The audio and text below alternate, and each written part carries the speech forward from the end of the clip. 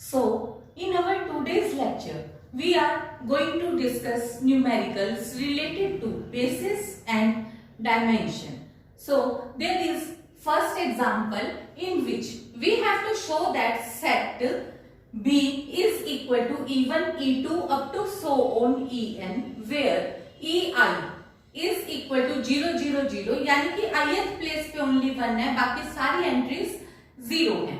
अगर 1 है तो केवल फर्स्ट प्लेस पे 1 है, बाकी सारी entries 0. 1 occurs at the ith place is the basis of VNR.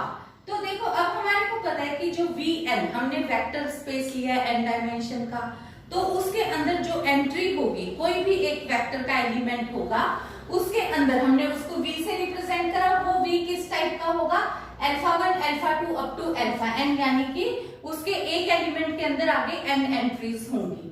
Where alpha i belongs to field और i running from 1 to n. ठीक है, तो हमें ये प्रूव करना है कि B बेसिस है. तो उसके लिए हमें ये बताना होगा पहली बात कि B लीनियरली इंडिपेंडेंट है. लीनियरली इंडिपेंडेंट के लिए मैंने अब कंसीडर कर लिया कि E1, E2, En के साथ स्केलर्स लगा लिए अल्फा 1, A1, A2, An, और ये Ai's भी किसमें से बिलोंग करते हैं? ऑब्वियसली फील्ड में से ही आते हैं सारे स्केलर्स. तो अब मैंने यहाँ पे A1 और E1 की वैल्यू लिखी, फिर A2, E2 की value plus so on An, En की वैल्यू लिखी और इक्वल टू 0. अब क्योंकि 0 भी किसका एलिमेंट है? वेक्टर स्पेस का, और वेक्टर स्पेस में Vn का एलिमेंट होने करके n ही टाइम्स मैंने यहाँ पे भी 0, 0, 0 की एंट्रीज ले ली. अब यहाँ से देखो A1 को अंदर मल्टीप्लाई करा, ऐसे ही A2 को मल्टीप्लाई करा और मैंने ये लिख लिया. फिर अब इनको और इनको ऐड करना स्टार्ट करा, तो obviously A1 plus 0 first entry हो गई A1. Similarly A2 plus so on An equal to 0, 0, 0.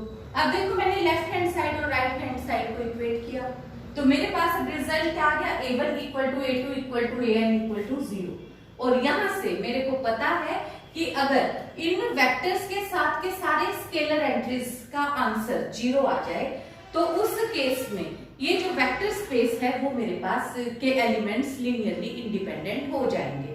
तो वेक्टर स्पेस का एक सेट मैंने B लिया और उस B के साथ के सारे स्केलर्स मैंने 0 बता दिए, तो ये मेरे पास B की जितनी भी एंट्रीज थी वो लीनियरली इंडिपेंडेंट हो गई. अब देखो मुझे अब क्या प्रूव करना है? दूसरा रिजल्ट कि linear combination of basis element should be equal to vector space.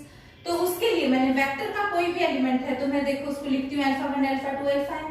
अब वेक्टर को फिर से मैंने एक्सपेंड करके लिखा, मैंने लिखा अल्फा 1 बाकी सब जगह 0 प्लस 0 अल्फा 2 फिर बाकी सारी 0, फिर nth प्लेस पे अल्फा n रह गया, बाकी सारी एंट्रीज 0. अब देखो अल्फा 1 कॉमन निकाला तो यहाँ क्या आ गया? 1 0 0, यहाँ alpha 2 0 1 0 and so on alpha n में 0 0 1. अब यहाँ पे ये वाली वैल्यू मेरे पास E1 है, ये E2 है, ये En है, यानी कि अब देखो जो ये वेक्टर था V, एनी अदर एलिमेंट था, any other element except element of basis, तो वो एलिमेंट को मैंने किस तरीके से एक्सप्रेस कर दिया? Linear combination of E1 E2 En, यानी कि linear combination of elements of basis. तो इसका मतलब क्या हो गया? यानी कि V बिलोंग करता है linear combination of basis element. तो इसका मतलब मेरे पास क्या हो गया कि जो वेक्टर स्पेस है, कोई भी एलिमेंट वेक्टर स्पेस का, that is contained in linear combination of basis element. और अब यहाँ से ये रिजल्ट मेरे को ऑब्वियस है कि linear combination of basis element will contained in VNR. क्यों? क्योंकि V तो वेक्टर स्पेस है और वेक्टर स्पेस की कंडीशन ही होती है closed under vector addition and scalar multiplication. तो ये वाले B के एलिमेंट जो है वो सारे के सारे V के एलिमेंट तो होते ही होते हैं, और उसका लीनियर कॉम्बिनेशन भी V के अंदर कंटेन करेगा ही करेगा. तो इधर से मुझे ये कंडीशन मिल गई कि जो ये LB है वो किसके इक्वल होगा? Linear combination of basis element will be equal to vector space. तो ये हो गया यहाँ से कि B बेसिस है V का. In this question we have to prove that B is equal to ये 1 1 0 0 0 1 1 0 0 0 1 1 1 0 0 0 is the basis of R4 and determine the coordinates of 2, 3, 4, -1 relative to ordered basis B। तो ये हमें प्रूव करना है। अब देखो ये अपने पास R4 का है, R4 का मतलब क्या हुआ कि इसकी डायमेंशन 4 है। तो जो भी इसके अंदर का एलिमेंट होगा उसके कोऑर्डिनेट्स देखो 1, 2, 3, 4 इस टाइप के होंगे। और इसके अंदर नंबर ऑफ एलिमेंट भी कितने हैं, 1, 2, 3, 4, तो 4 है। तो यानी कि ये इसकी डायमेंशन 4 है। तो मुझे ये पता है कि एलिमेंट भी 4 है, तो इसलिए it is sufficient to show that these 4 elements are linearly independent, then it will behave as a basis. So I will try to prove that these 4 elements are linearly independent. For the purpose, I take A into one element, B into second, plus C into third, plus D into last element is equal to, I will equate it to 0, 0, 0, 0. वो भी 4 dimension का होगा। So अब मैंने यहां से इसको A से मल्टीप्लाई किया तो ये A 0, 0 हो गया, ये 0 B 0, 0, 0 C D 0, 0, 0। फिर आगे इनको ऐड किया तो ये बन गया, अब पहली एंट्री ऐड होगी A प्लस यहाँ पे 0, 0 और यहाँ D, तो ये फर्स्ट एंट्री हो गई A प्लस D। ऐसे ही बाकी सारी entry. So I will get A plus B, B plus C and C equal to 0, 0, 0, 0. Then equating both sides, I will get C is equal to 0. Substituting C here, I get B equal to 0. B substituting here, I get A equal to 0. Substituting A equal to 0 here, I get D equal to 0. So I get all the 4 filled element equal to 0. तो ये मेरे पास यहाँ से क्या आ गया, तो जो मेरे को गिवन वेक्टर थे 4 वो कैसे आ गए, उनके साथ के स्केलर्स 0 आ गए, तो ये लीनियरली इंडिपेंडेंट है। लीनियरली इंडिपेंडेंट है तो इसका मतलब ये बेस बनाते हैं, तो ये बेसिस एलिमेंट्स है। अब मेरे को सेकंड पार्ट में क्या प्रूव करना है, अब मेरे को ये बताना है कि determine the coordinates of this relative to ordered basis B। तो यानी कि मैंने बिल्कुल पहले वाले क्वेश्चन के ही पैटर्न पे अब करा क्या, इस एलिमेंट को एक साइड रखा, इसको इक्वल टू किसके ऑर्डर्ड बेसिस में, जो मेरे को दिए हुए थे, एक element x into some scalar, तो एक स्केलर इंटू एक vector plus second scalar vector plus third scalar third vector plus fourth scalar fourth vector, ऐसे इक्वेट करा। फिर इसी तरीके से x x 0 0, ठीक है। फिर मैंने लाइक एलिमेंट्स जगह वाइज इक्वेट करे, फर्स्ट पोजीशन सेकंड पोजीशन, तो ये बन गए x प्लस डब्ल्यू, x plus y, y plus z और z। तो सबसे पहले मेरे पास जब z को इक्वेट किया यहाँ से आ गया -1, y प्लस जेड की वैल्यू मेरे पास आ गई 4, यहाँ पे मैं इसकी वैल्यू z की वैल्यू -1 पुट कर दूंगी तो y की वैल्यू आ जाएगी। ऐसे ही मैंने x की वैल्यू निकाल दी और w की वैल्यू निकाल दी। अब ये वाली वैल्यू को फिर से मैंने इसी वेक्टर में जहां x, y, z और w की वैल्यू जो मेरे पास आई वो मैंने एक बार फिर से सब्स्टिट्यूट कर दी। तो इससे मेरे पास क्या हो गया कि ये एलिमेंट जो है क्या बन गया, इन एलिमेंट्स का जो ये बेसिस एलिमेंट थे इनका लीनियर कॉम्बिनेशन आया है। और जो ये इस जो एलिमेंट -2, 5, -1 और 4 आए हैं ये इसके रिक्वायर्ड कोऑर्डिनेट वेक्टर्स हैं। Again this question is related to polynomials and we have to show that set B is equal to 1x x square up to xm of m plus 1 polynomials is a basis set for the vector space PMR। जो ये PMR है ये क्या है, of all polynomials of degree m over real numbers। तो अब यहाँ पे हमारे को ये सेट दिया हुआ है B is equal to 1x, हमें पता है ये कि पॉलिनोमियल है, पॉलिनोमियल अगर डिग्री m की है तो उसके अंदर कितनी टर्म्स होंगी, m प्लस 1, क्योंकि कांस्टेंट टर्म भी होती है। तो इसमें हमारे को ये शो करना है कि अगर ये बेसिस शो करना है तो मेरे को सफिशिएंट मतलब ये है कि मैं एक तो ये शो कर दूं कि ये इंडिपेंडेंट है, लीनियरली इंडिपेंडेंट है ये सेट, और सेकेंडली इन एलिमेंट्स का linear combination will be equal to any polynomial of degree m। तो उसके लिए सबसे पहले मैं लीनियरली इंडिपेंडेंट शो करती हूँ। तो तो मैंने इंडिपेंडेंट के लिए हर एक के साथ कुछ स्केलर्स मल्टीप्लाई करने स्टार्ट करे। कैसे? बिल्कुल उसी तरीके से alpha not into first vector plus alpha 1 into second plus alpha 2 into second third and so on alpha m x m is equal to 0। मैंने इक्वेट किसके करा? जीरो पॉलिनोमियल के। और यहाँ पे जो सारे के सारे अल्फाइज हैं वो कहाँ से बिलोंग करते हैं? ऑब्वियसली क्योंकि मुझे रियल नंबर सिस्टम पे दिया हुआ है और आई रनिंग फ्रॉम 0 टू m। तो ये वाली जो वैल्यू है, क्योंकि ये जीरो पॉलिनोमियल है, तो जीरो पॉलिनोमियल को मैं ऐसे भी लिख सकती हूँ 0 into 1 plus 0 into x plus 0 into x square plus so on plus 0 into x m. अब मैंने लेफ्ट और राइट साइड दोनों इक्वेट करी, तो मेरे पास सेम पावर इक्वेट करी, तो ये कांस्टेंट टर्म इक्वेट करी तो alpha not equal to 0, degree 1 equate करी तो अल्फा 1, फिर alpha 2 and so on x m is equal to 0। तो मेरे पास अल्फा नॉट से लेके अल्फा एम तक के सारे स्केलर्स के आगे 0 आ गए। तो इसका मतलब ये मुझे पता है कि ये कंडीशन किसकी है? लीनियरली इंडिपेंडेंट की है, यानी कि जो सेट बी मुझे दिया हुआ था वो लीनियरली इंडिपेंडेंट हो गया। अब इसके बाद मुझे ये शो करना है कि linear combination of basis element b is equal to any polynomial of degree m। तो यहाँ पे मैंने fx कोई भी एक पॉलिनोमियल ले ली of degree m over real number. तो इसका मतलब यहाँ पे क्या हो गया कि fx किसको रिप्रेजेंट कर रहा है?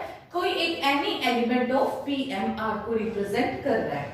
और fx को क्योंकि मैंने डिग्री m का लिया, अब डिग्री m में कोई जरूरी नहीं है कि हर टर्म होनी जरूरी है, बीच के कुछ एक स्केलर्स 0 हो सकते हैं, ठीक है? b0 0 हो सकता है, b1 0 हो सकता है, b5 0 हो सकता है। हमने जनरल एक पॉलिनोमियल ले ली, हमने स्केलर्स को कुछ डिस्कस नहीं किया 0 है नहीं है, तो हमने एक बिल्कुल एक नॉर्मल पॉलिनोमियल लिख ली b0 plus b1x plus b2x square up to so on bmxn। अब देखो फिर से अगर मैं इसको लिखती हूँ तो मैंने b0 into 1 b1 into x b2 into x square, यानी कि देखो फर्स्ट ये जो वैल्यू है वेक्टर की उसके साथ एक स्केलर, सेकंड वेक्टर के साथ second scalar and so on. तो यानी कि fx को मैं किस तरीके से एक्सप्रेस कर पा रही हूँ? Linear combination of basis elements of b से रिप्रेजेंट कर पा रही हूँ। और इसका मतलब क्या हो गया कि fx बिलोंग करता है linear combination of basis elements में से, और ये fx किसका एलिमेंट है? पॉलिनोमियल सेट का एलिमेंट है। तो यानी कि pm बिलोंग करता है linear combination of basis elements में से।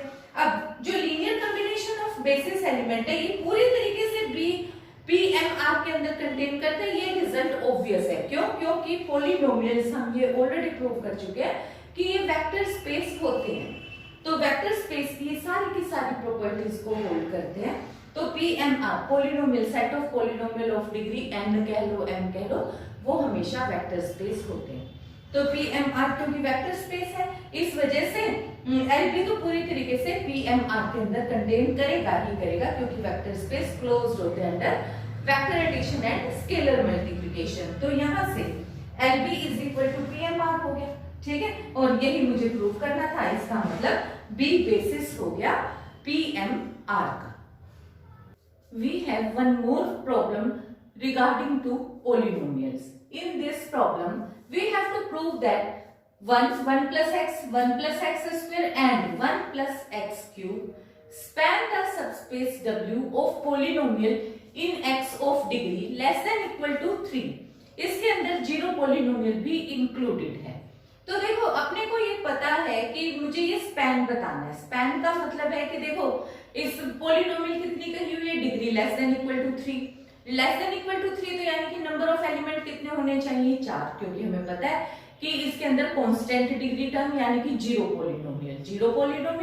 पॉलिनोमियल विद डिग्री 1 2 3 होंगी, तो यानी कि टोटल नंबर ऑफ एलिमेंट 4 होंगे। अब मेरे को यहाँ 4 ही एलिमेंट्स दिए होंगे।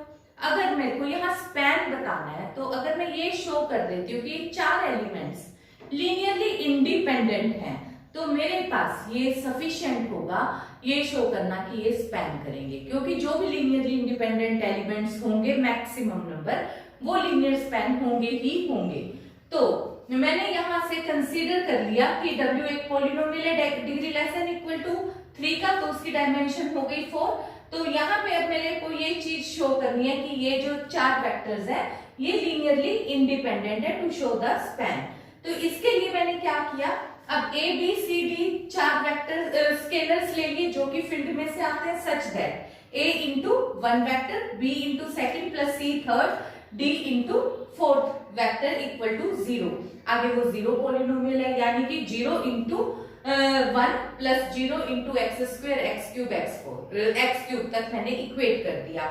लाइक पावर्स को जब मैंने इक्वेट किया तो constant term separately equal to 0, degree 1 equal to 0, degree 2 equal to 0, degree 3 equal to 0। यहां से बी सी और डी तो मेरे पास डायरेक्टली इक्वल टू 0 आ गए। अब देखो ये फर्स्ट से आया a plus B plus C plus d is equal to 0। जब मैंने यहाँ बी सी और डी की वैल्यू 0 पुट करी तो a भी 0 आ गया, यानी कि ये जो चारों के चारों ये स्केलर्स थे, स्केलर्स क्वांटिटी और इक्वल टू 0 कब आई, जब चारों स्केलर्स सेपरेटली इक्वल टू 0 है। तो यानी कि ये चारों वेक्टर्स जो मुझे गिवन थे वो लीनियरली इंडिपेंडेंट है, और अगर ये लीनियरली इंडिपेंडेंट है तो ये इनको स्पैन करेंगे, और यही हमें प्रूव करना था। In this question, we have to show that set B is equal to A plus B, B plus C, C plus A is the basis of V3R when it is given that set S ABC is the basis of V3R। यानी कि एक basis दिया हुआ है और दूसरे को basis prove करना है। ऑब्वियसली दोनों में 3-3 ही एलिमेंट्स हैं, क्योंकि V3 यानी कि डायमेंशन 3 का स्पेस है। तो सबसे पहले हमें ये शो करना है कि बी लीनियरली इंडिपेंडेंट है। लीनियरली इंडिपेंडेंट के लिए हमने इसके आगे एक स्केलर्स कंसीडर करे, alpha beta gamma, a plus B plus C plus a equal to 0। फिर अब देखो मैंने a वाले एलिमेंट्स इकट्ठे करे, alpha plus gamma into A plus beta into plus gamma into B और plus beta plus gamma into C. ये यहां से मेरे पास रिजल्ट आ गया। देखो a इकट्ठा किया, b इकट्ठा किया, c इकट्ठा किया, ठीक है। अब देखो मेरे को दिया हुआ क्या है, ABC भी एक बेसिस दिया हुआ है, और मुझे पता है कि ABC के साथ के जो भी स्केलर्स होंगे वो इक्वल टू 0 होंगे, क्योंकि बेसिस है तो लीनियरली इंडिपेंडेंट है, लीनियरली इंडिपेंडेंट है तो उसके साथ के स्केलर्स 0 हैं। तो alpha plus gamma, beta plus alpha, beta plus gamma 0 हो गए। अब इन तीनों को अगर मैं ऐड कर देती हूँ तो यहां से आ गया alpha plus beta plus gamma equal to 0, 2 भी आया, 2 कांट बी 0, तो alpha plus beta plus gamma equal to 0। एक बार मैं ये पुट करूंगी तो बीटा 0, ये पुट करूंगी तो गैमा 0, ये पुट करूंगी तो अल्फा 0, ठीक है। तो मेरे पास इनको सॉल्व करके आ गया alpha equal to beta equal to gamma equal to 0। तो यानी कि ये जो वैल्यूज थी ये अल्फा बीटा गैमा 0 आ गए, तो a plus B plus C plus A कैसे वेक्टर्स आ गए, ये मेरे पास लीनियरली इंडिपेंडेंट वेक्टर्स आ गए। अब क्योंकि बेसिस के लिए मुझे 2 चीज प्रूव करनी पड़ती है, एक तो लीनियरली इंडिपेंडेंट, दूसरा लीनियर स्पैन। तो लीनियर स्पैन के लिए मैंने कोई भी एलिमेंट कंसीडर किया, ऑब्वियसली मैं वेक्टर स्पेस V3R का एनी एलिमेंट कंसीडर करूंगी। तो वो मैंने एलिमेंट ले लिया Z इक्वल टू PQR, जो कि V3R में से बिलोंग करता है। तो अब मुझे ये शो करना है कि ये लीनियर कॉम्बिनेशन है इन एलिमेंट्स का। तो ये तो मुझे पता ही है कि ABC भी एक बेसिस है, तो यानी कि मेरे को ये पता है कि ये ABC के तो लीनियर कॉम्बिनेशन में मैं लिख सकती हूँ। तो सबसे पहले मेरे पास क्योंकि सेट ABC बेसिस है तो मैंने Z को एक्सप्रेस कर दिया linear combination of elements of S, यानी कि Z can be written as A plus B plus C, क्योंकि यहाँ पे मुझे पता है कि ये वाली वैल्यू जब मैंने लिखी थी तो यहाँ पे आ गया alpha plus gamma, alpha plus beta और बीटा प्लस गैमा, ठीक है। ये रिजल्ट क्योंकि मैं अभी प्रूव करके आई हूँ तो मुझे पता है ABC का लीनियर कॉम्बिनेशन है, तो इस तरीके से मेरे पास आता है। तो मैंने ऐसे लिख लिया। अब इस तरीके से लिखा तो ये वाले जो रिजल्ट है इसको फिर से मैंने एक्सपेंड करा, तो यहाँ पे अल्फा अलग और इस रिजल्ट से फिर मैं वापस इस रिजल्ट पे चली गई। तो यहाँ पे alpha into A plus B plus beta into B plus C plus gamma into C plus A में मैंने इसको एक्सप्रेस कर दिया। तो यहाँ से रिजल्ट मेरे पास क्या हो गया कि यानी कि Z को मैंने किसका लीनियर कॉम्बिनेशन दिखाया, देखो A प्लस बी प्लस सी और C प्लस ए का। Z वैल्यू मेरे पास कितनी थी, तो जो भी मेरे पास Z की वैल्यू थी वो रिजल्ट मेरे पास आ गया, implies that Z can be expressed as linear combination of basis element. तो यहाँ से Z जो मेरे पास है वो किस में बिलोंग करता है, linear combination of basis element में बिलोंग करता है। पर मेरे को पता है कि V3R तो पूरी तरीके से लीनियर कॉम्बिनेशन होता है, लीनियर कॉम्बिनेशन के अंदर एग्जिस्ट करता ही करता है। तो और LB is contained in V3R क्योंकि V वेक्टर स्पेस है, तो इन दोनों को कंबाइन करा तो LB is equal to V3R आ गया और ये हमारे पास बेसिस बन गया। Again we will discuss a problem related to matrices. अब यहाँ पे हमारे पास एक V एक वेक्टर स्पेस दिया हुआ है of all 2x2 symmetric matrices over filled real number system। तो हमारे को एक बेसिस बताना है वेक्टर स्पेस का और उसकी डायमेंशन बतानी है। अब देखो 2x2 का स्पेस है, मतलब मैट्रिसेस का, तो 2x2 में एलिमेंट हुए 4, तो अपने को एक बार तो देख के लगता है कि इसके अंदर एलिमेंट्स 4 होने चाहिए। पर जब हमने वेक्टर लिखा तो वेक्टर कैसा है, ए मैट्रिक्स, मैट्रिक्स कैसी है, सिमेट्रिक। तो सिमेट्रिक में जब हम ट्रांसपोज करते हैं तो वो सेम रहनी चाहिए, तो यानी कि ये वाले एलिमेंट्स सेम आते हैं, ठीक है। तो इस वजह से जब मैंने बेसिस एलिमेंट कंसीडर किया तो वो बनता है यहाँ पे अलग, ये सेम और ये अलग।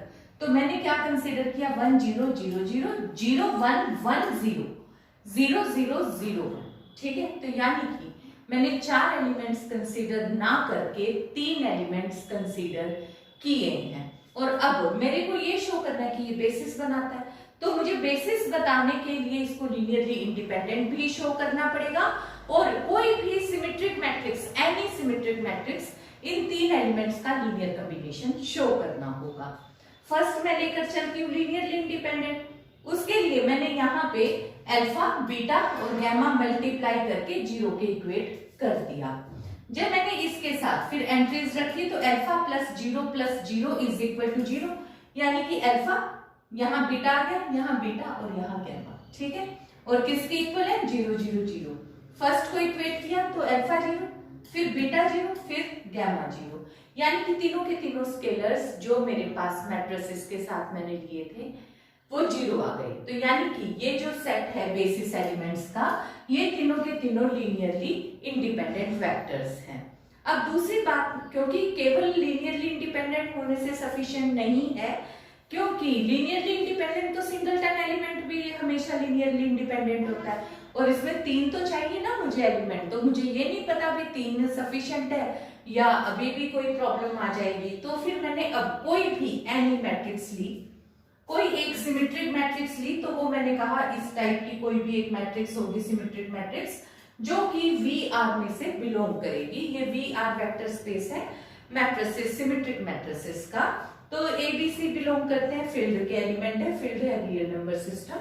तो ABBC को मैं इस तरीके से लिख सकती हूँ, A0 0 0 प्लस 0BB0 0 0 0 C, यानी कि A कॉमन निकाला, B कॉमन निकाला, C, तो ये पहला वेक्टर, दूसरा वेक्टर, तीसरा वेक्टर, यानी कि कोई भी मैट्रिक्स का एलिमेंट है इस तरीके का सिमेट्रिक मैट्रिक्स का जो कि VR में बिलोंग करता है, तो उसको मैं एक्सप्रेस कर पा रही हूं इन एलिमेंट्स के लीनियर कॉम्बिनेशन में।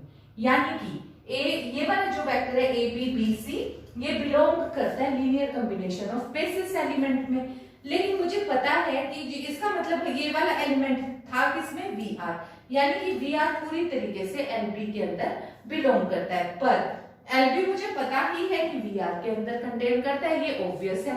क्यों ऑब्वियस है, ये हमें पता है कि VR वेक्टर स्पेस है और ये जो है बेसिस एलिमेंट है, बेसिस एलिमेंट्स का लीनियर कॉम्बिनेशन, तो क्योंकि जो सिमेट्रिक मैट्रिसेस हैं ये भी वेक्टर स्पेस के अंदर आती हैं। तो ये तो वेक्टर स्पेस के कुछ एलिमेंट्स हैं। तो वेक्टर स्पेस जो ये तो पूरा वेक्टर स्पेस है, इसके अंदर तो कोई भी मैट्रिसेस है, तो इनका लीनियर कॉम्बिनेशन तो वेक्टर स्पेस के अंदर बिलोंग करेगा ही करेगा। तो इसका मतलब हमारे पास इन दोनों रिजल्ट्स को कंबाइन किया तो LB is equal to VR आ जाएगा। और यही हमें इससे क्या रिजल्ट प्रूव हो गया कि ये हमारे पास बेसिस बन गया और यही हमें प्रूव करना था। There is one more question related to symmetric matrices. In this question, we have to show that these 3 matrices form a basis of VR, where V is vector space of all 2 by 2 symmetric matrices over R. Also, we have to find the coordinate vectors of matrices A, this -3 7 7 -2 related to these bases. तो सबसे पहले मेरे को ये basis prove करना है। अब देखो मेरे को यहाँ पे बेसिस के लिए पता है कि 3 एलिमेंट्स हैं और क्योंकि सिमेट्रिक मैट्रिक्स है 2 by 2 की, तो 4 एलिमेंट नहीं होंगे, इसकी डायमेंशन कितनी होगी 3, और यहाँ पे 3 ही मुझे दी हुई है। तो मेरे को ये सफिशिएंट होगा कि मैं ये शो कर दूं कि ये तीनों लीनियरली इंडिपेंडेंट एलिमेंट्स हैं। तो उसके लिए मैंने यहाँ पे क्या लिया, a plus B plus c equal to एक वेक्टर, दूसरा वेक्टर, तीसरा वेक्टर इक्वल टू 0। जब मैंने इक्वेट किया तो यहां से ये आ गया a plus 2b plus 4c, यहाँ आ गया 5a plus b minus 2c, यहाँ पे भी फिर 5a plus b minus 2c, ये एलिमेंट सेम, और ये ऐसे थर्ड इक्वल टू 0। अब इसको 0 0 0 0 इक्वेट कर दिया, 3 अननोन 3 इक्वेशंस मैंने सोल्व कर ली। ठीक है, पहले मैंने b को हटाया, फिर c को हटाया, फिर a को, तो मेरे पास रिजल्ट आ गया सोल्व करके a equal to b equal to c equal to 0। तो ये मेरे पास क्या आ गया, यानी कि तीनों के तीनों कांस्टेंट तो मेरे पास 0 आ गए। तो इसका मतलब क्या हुआ कि ये जो 3 मैट्रिसेस हैं ये लीनियरली इंडिपेंडेंट है। इंडिपेंडेंट है तो ये बेसिस बनाएंगी, क्योंकि डायमेंशन 3 है, 3 ही होने चाहिए थे, तो ये बेसिस बनाएंगी। तो अब जो मेरे को एक और अलग से मैट्रिक्स दे दी जिसके मेरे को रिलेटिव ऑर्डर निकालना है, तो यहाँ पे ये वाली वैल्यू मैंने रखी इस साइड, जो वेक्टर मुझे दिया हुआ था अदर देन, तो वो मैंने यहाँ लिखा। उसको किसका लीनियर कॉम्बिनेशन लेना है, बेसिस एलिमेंट का। 1 2 3 बेसिस एलिमेंट लिए, कुछ स्केलर मुझे यूज करना पड़ेगा, alpha plus beta plus gamma use किया। अब इनको इक्वेट किया कैसे, वही अल्फा, ये हो गया alpha plus 2 beta plus 4 gamma, ऐसे ही यहाँ पे हो गया 5 alpha plus beta minus 2 gamma, यहाँ ये सेम आ गया। ऐसे ही थर्ड, और किसके इक्वेट किया इस बार, 0 0 0 की बजाय -3 7 7 -2, इनके इक्वेट किया। इन तीनों को इक्वेशंस को फिर मैंने सोल्व कर लिया। सोल्व करना मुझे आता है, मैंने सोल्व किया तो मेरे पास अल्फा की कुछ वैल्यू आ गई, बीटा की और गैमा की। तो जो ये वैल्यूज मेरे पास नई आई हैं, ये मेरे पास क्या होंगे, so the coordinate vectors of this relative to above basis is these 3 elements, that is 5 minus 11 7 by 2. So that is all for this lecture. Thank you.